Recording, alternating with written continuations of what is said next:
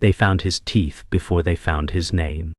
A rotting body dumped under a pier in Brooklyn, swollen with salt water and silence. It wasn't the first. It wouldn't be the last. The police said it was a message. The mob called it a favor. That body was Frankie Moretti, Luciano's oldest friend.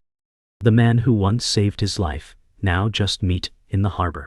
As seagulls circled above and sirens wailed in the distance, the whispers began. Who gave the order? Why now? And why him? A storm rolled in that morning, but it wasn't rain the city feared. It was the reckoning. Luciano stood at the window of his penthouse, a glass of bourbon untouched in his hand, the phone still warm from the call. They found him, the voice had said. No emotion. No hesitation. Just fact. In the underworld, death didn't arrive with drama. It came quietly, like a debt long overdue. The empire had shifted. A new game had begun, and Lucky Luciano was already 3 moves ahead. Before he was Lucky Luciano, he was Salvatore Lucania, a street rat from Sicily who carved his name with blood and charm. The streets of Lower East Side didn't offer promises, only punishment. At 8, he learned how to cheat dice. By 10, he was running errands for neighborhood hoods. By 16, he'd stabbed a man over a crate of stolen cigarettes. But even then, he had a smile that disarmed and eyes that never blinked. People followed him because he made them believe they'd survive. His mother, Rosalia, prayed over a cracked rosary each night, whispering into the saint's ears that her son would come home untouched. But salvation doesn't answer prayers from these streets. Every kid wanted out. Sal wanted control. The American dream? No. What he chased was something older. Power. Fear. Respect. All. Things not earned, but taken. One beating at a time. Frankie Moretti was the first person Sal ever trusted, and the only one who could throw a punch harder than him. They met over a broken bicycle chain and an argument about who owned it. By dusk, they were brothers. Frankie was fire. Sal was ice. Together they ran rackets through schoolyards, stole from market stalls, and split everything down the middle, except loyalty. That wasn't shared. That was absolute. When Sal got arrested at 14, Frankie took the fall. When Frankie was shot at 17, Sal carried him 2 miles on foot. It was friendship forged in blood and betrayal's absence. So when the call came that Frankie had been found like that, Luciano didn't mourn like a man. He seethed like a king betrayed. The hit wasn't random. Frankie knew things, old secrets buried deep, the kind only kings whisper in dark rooms. Luciano had enemies, sure, but this was different. This was personal. The coroner's report listed 3 broken ribs, blunt trauma to the head, and a final drowning. He was tortured, extracted, then dumped. The message? We know your past, Lucky. In the mob, history isn't behind you. It's under you, ready to erupt. Luciano stared at Frankie's file like it might bleed if he held it long enough. Whoever did this wasn't after Moretti. They were coming for the myth. They were coming for him. And he knew. Only one family had the guts to pull this off. And they just declared war. The city was changing. The streets buzzed with whispers, and every eye was watching. Cabbies stopped talking mid-sentence. Bartenders poured slower. Even the rats in the alley scurried like they knew a war was coming. Luciano didn't call his crew. He didn't bark orders. He sat in silence. That was louder than anything. The elevator door opened behind him. A young soldier entered, soaked in rain, fear in his eyes. They said the Tattagallias want a meeting. Luciano didn't turn. He didn't blink. He simply said, "Good, let them come." Power wasn't in how loud you yelled. It was in how calm you stayed when the bullets were already on their way. Salvatore Lucania didn't become Lucky by luck. It was a nickname born in blood. In 1929, they dragged him into a stolen car, beat him half to death, and carved a warning into his face. The scars didn't fade. Neither did the message. But he didn't die. He crawled out of the grave they left him in, limping and leaking but alive. And when he stood again, something inside him had changed. No more petty rackets. No more street fights. From that moment on, Salvatore was gone. Lucky Luciano had been born, calculated, untouchable, and ice cold. They tried to kill him, and instead, they baptized him. With every scar, he built a mask. The kind even the devil would second guess. Rosalia Lucania never visited the hospitals. She said if God allowed her son to live, then man's medicine had no right. But when she saw him that night, broken and stitched, she dropped the rosary. Luciano looked at her with eyes that didn't blink. "It's done," he whispered. "No rage. No fear. Just calm." Rosalia cried softly, wiping her hands on her apron, as if scrubbing blood from her palms. "You are not my son anymore," she said. And he wasn't. Sons need mothers. Kings don't. That night he packed his last things from her flat in silence. No goodbyes. Only the weight of a new name, heavier than any family. It started with dice games. Then, bootleg gin. But Luciano had bigger visions. He saw the streets as veins and crime as blood. Control the flow, you control the body. With Frankie Moretti and Bugsy Siegel at his side, he began sewing together a network the old dons couldn't imagine. He wasn't loud. He wasn't flashy. He listened. He learned. And then he moved. When Rothstein died, Luciano stepped into the void with a smile and a knife in his coat. By 25, he wasn't just running neighborhoods, he was owning them. And every crooked deal, every payoff, every threat wrapped in silk made him more untouchable. Not by force. By design. He called it the Commission, a council of bosses. No more wars. No more chaos. Just business. The old world dons laughed at first. A boy with no bloodline dares lecture us. But Luciano didn't ask permission. He offered peace or a coffin. One by one they agreed, not out of loyalty, but out of survival. The 5 families were born that winter, not in tradition, but in fear. Luciano didn't want to be a don.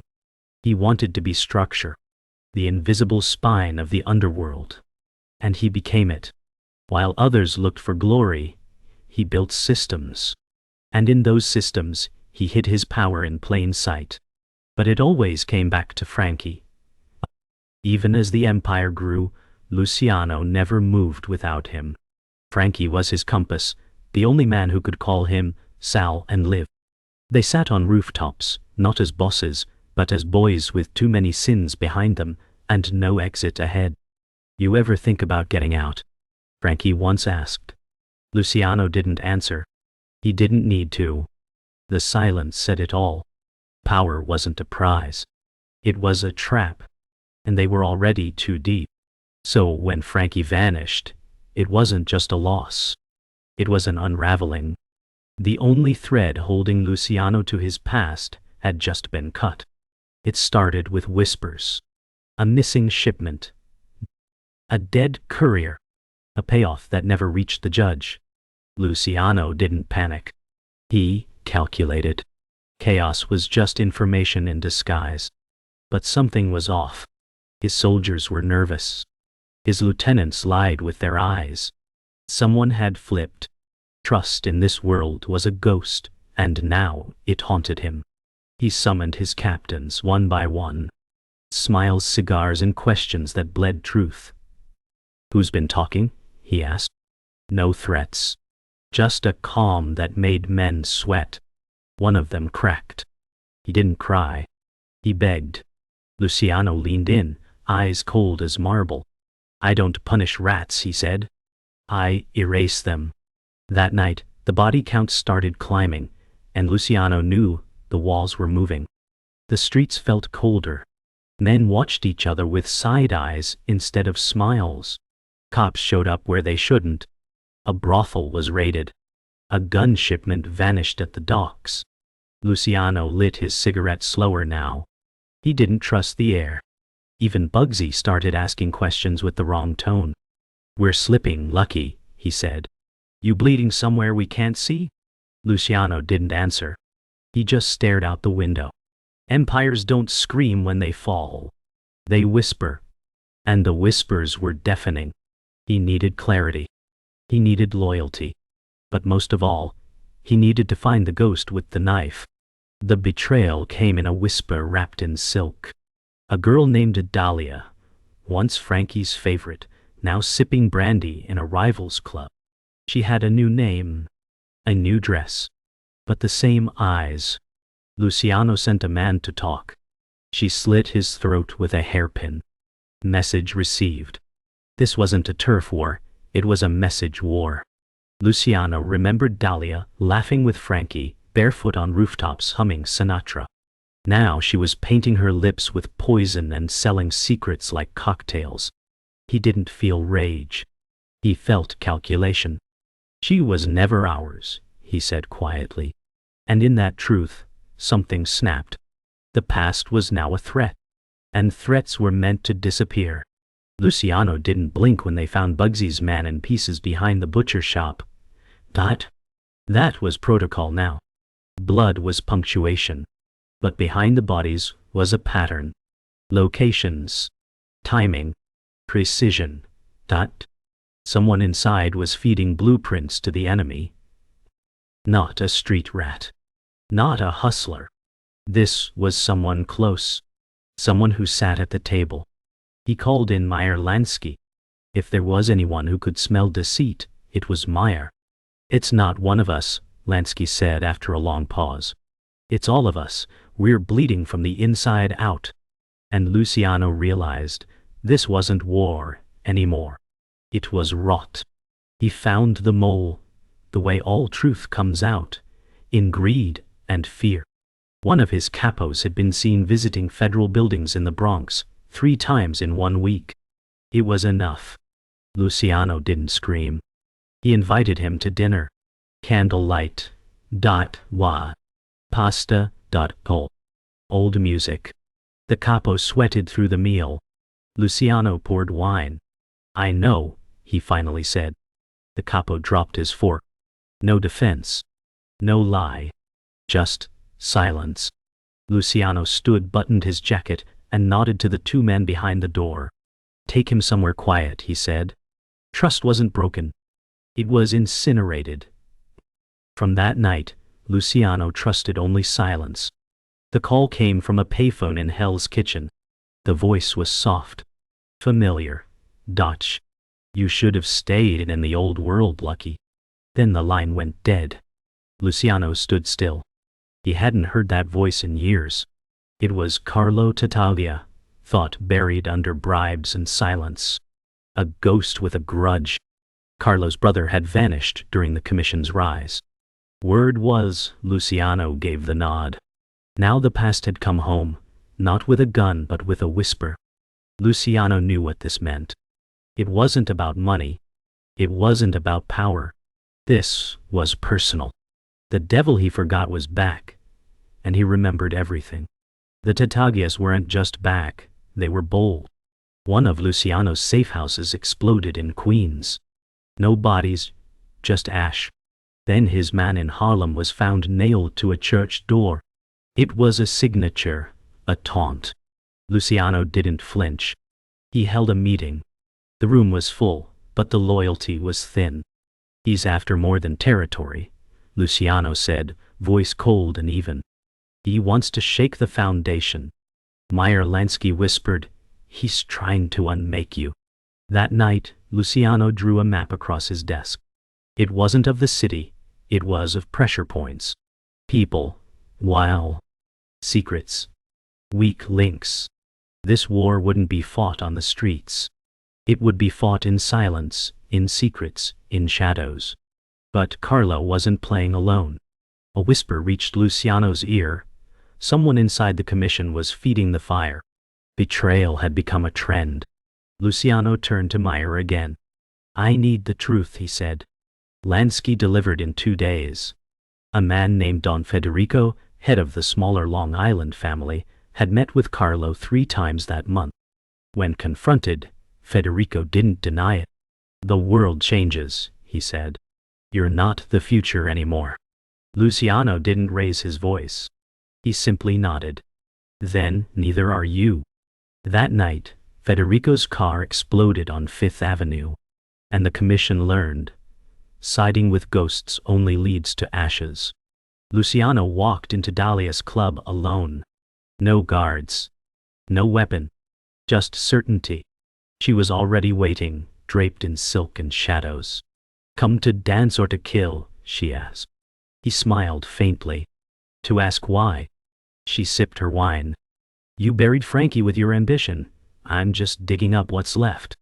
The music played low, a haunting saxophone over silence. Luciano's jaw clenched. You loved him, more than you ever did, she said. And that's why you'll lose. He stood, eyes cold. I don't lose. She laughed. Not yet. As he left, she lit a cigarette with Frankie's lighter. The war had a heartbeat, and it was hers. Commission grew quiet. Too quiet. Carlo was still in the wind. Dahlia played her part, and Luciano felt the pressure closing in like a noose. Then it happened. His accountant vanished. Not a soldier. Not a killer. But the man who knew where every dollar slept. That was the move. Carlo wasn't killing Luciano's army. He was draining his blood. No bullets. Just silence. Luciano stood before the empty safe, untouched but empty, and said, He doesn't want to kill me. He wants to erase me. And suddenly, it all made sense. This wasn't about revenge. It was about history. Rewritten with his name missing. Luciano stopped trusting voices.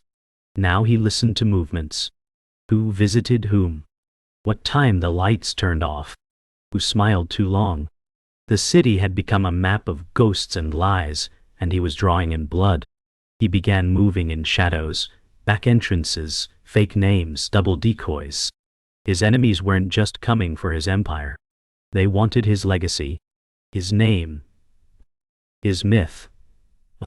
He met Lansky in a church basement, not a boardroom. We hit back now, hard, Lansky said. We erase them before they erase you.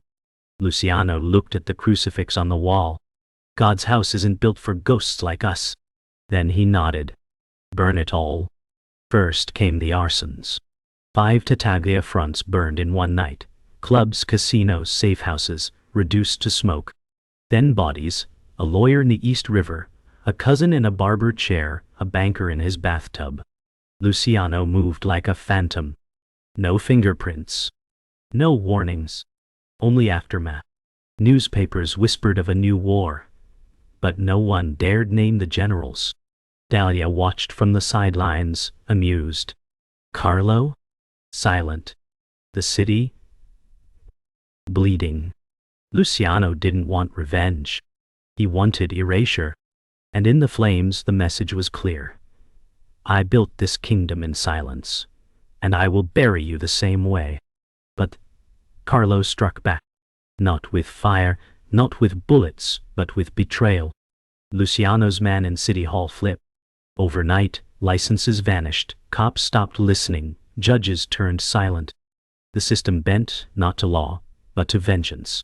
Luciano was a king with no crown, a general with no field. He stared at the headlines. Mob ties crack, Luciano empire crumbling. For the first time in years his hands trembled. He's bleeding me from the inside, he said. Lansky replied, Then it's time we cut out the heart. Luciano nodded, but he wasn't thinking of Carlo. He was thinking of Dahlia. He found her where it all began, Frankie's old rooftop bata. Dahlia stood in the wind, her silk dress fluttering like a war flag. You came to kill me? She asked, not moving. I came to end this, Luciano said. Same thing. Her smile was tired. Frankie believed in you, you know, right up to the knife. Luciano stepped closer. I never ordered that hit, no, she said. But you didn't stop it. The silence between them stretched like a noose. Finally, Luciano said, you can disappear, or you can die. Choose now. She looked up at the clouds. I already did. She never came down. The next day, Carla was gone. Not dead. Not missing. Just gone. No trace. No whispers. No vengeance. Luciano didn't question it. Sometimes, war ends not in victory, but in exhaustion. He sat alone in his office, the city quiet for once. The empire stood, bruised, battered, but breathing. Meyer Lansky walked in. It's over. Luciano lit a cigarette. No, it's just quiet. Same thing, Lansky said. Luciano looked out the window. The skyline blinked like a battlefield still smoldering. He didn't feel triumphant. He felt tired. The kind of tired that doesn't sleep. We won, Lansky said. Luciano exhaled. Then why do I feel buried? The city was quiet, but silence wasn't peace. It was suspense. Luciano walked the streets again. No entourage, no guards, just footsteps and ghosts. Every block whispered his name like a rumor. Cabbies glanced twice. Bakers went quiet mid-dough. He wasn't feared now. He was legend. And legends don't walk. They haunt. At a newsstand, he picked up a paper. His face was there, again. But it wasn't about blood. It was about legacy. Luciano. The man who changed the game. He smirked. Changed? Maybe. No. But he never wanted to be a game. He wanted control. The myth had taken over the man. And he couldn't kill a myth. Meyer Lansky brought him the files. FBI, Guy. Treasury. CIA, Data. Three-letter curses stacked in folders. They're building something lucky, Lansky said. Something big. Luciano flipped through pages. Informants. Wiretaps, hotel ledgers. Names redacted in black ink like erased lives. They're not coming for our money, Lansky said. They're coming for the story. Luciano closed the file. Then, we rewrite it. But he knew better. You can bury bodies, not paper. The war wasn't over. It had just changed arenas. From streets to courtrooms. From bullets to memos. They weren't hunting the man anymore. They were hunting the legacy. And that was far more dangerous. They arrested him on a Sunday. Church bells ringing. Mothers holding hands tighter. Kids chasing pigeons in the square. Luciano stood at the courthouse steps in a tailored suit, hands in pockets. No cuffs. No protest. Just quiet surrender. The press swarmed. Flashes fired like pistols. Do you deny the charges, Mr. Luciano? Someone shouted. He paused, glanced at the sky and said, I deny being stupid. The crowd laughed. The feds didn't. They didn't need confessions. They had paper. And paper was louder than truth. As they led him inside, he smiled. Not because he was losing, but because he had planned for this day for years. The courtroom smelled like old books and old grudges. Prosecutors read lists. Witnesses mumbled. The jury stared. But Luciano didn't flinch. He sat like marble, like myth. His lawyer spoke of fabrications, of jealousy, of vendettas, disguised as justice. But the prosecution had something better than truth. They had narrative. Luciano the monster. Luciano, the architect of sin. He doesn't commit crime, they said. He commissions it. And that was their dagger. They didn't need to prove blood on his hands. They just needed to prove the orders. And stories told the right way were heavier than evidence. The verdict came wrapped in silence. Guilty. 75 counts. The room didn't gasp. It exhaled. Luciano nodded once. He stood, buttoned his jacket, and whispered something to Lansky. "It begins now." They took him out the back, away from the flashbulbs. No cuffs. No resistance. The king was walking to his cage, not in defeat, but in design. Behind bars he'd still speak. Deals would still move. Men would still kneel. The empire didn't need his hands anymore. Just his name. And Luciano had made sure the myth would never die. Jail wasn't the end. It was camouflage. Prison didn't silence Luciano. It gave him walls to whisper through. Guards became messengers. Inmates became brokers. The cell was steel, but his voice still moved cash, guns, orders. Politicians visited in secret. Deals were made between bars. "You don't kill the king," Lansky once said, "you give him new territory." And that's exactly what prison became, a hidden throne. Luciano wrote letters that became laws, mapped trades that rewrote districts. Outside, his enemies disappeared. Inside, he built new rules. His empire was no longer on the streets. It lived in ledgers. Behind every piece was his fingerprint. And no one ever knew. In 1946, the government cut a deal. Quiet, tight, buried in red tape. Luciano, the ghost they couldn't kill, was exiled to Italy in exchange for wartime assistance. Smuggled intelligence, dock strikes, foreign ports, had made the country safer while in a cell. And now, they thanked him with silence. No press. No honor. Just a cold boat and a foreign shore. As the ship left New York, Luciano stared at the skyline one last time. Not with regret, but with certainty. "They'll need me again," he muttered. He wasn't wrong. But next time he wouldn't wait to be asked. Power didn't vanish. It simply relocated. Italy wasn't a punishment. It was a pivot. In Naples, Luciano re-established connections, shipping routes, black markets, old money. He lived in a villa under constant watch, but he moved like smoke. Americans called it exile. He called it expansion. His legend grew louder from overseas. And in time, whispers turned to truths. That Luciano helped shape post-war Europe's underworld. That heroin moved smoother under his hand. That every shadow from Sicily to Marseille bent slightly toward him. Retired, they called him. But ghosts don't retire. They haunt. And Luciano had become the ghost of two continents. They say his heart stopped in 1962, outside an airport hotel in Naples. No gunfire. No witnesses. Just a man collapsing mid-call. Officially, it was a heart attack. Unofficially, too many knew too much. The timing. The visit. The caller. Conspiracies bloomed like weeds. Was it the CIA? The Mafia? Or justice itself? But none of it mattered. Luciano died not with a scream, but with a whisper. No bullets. No betrayal. Just silence. He fell holding a suitcase and a plan.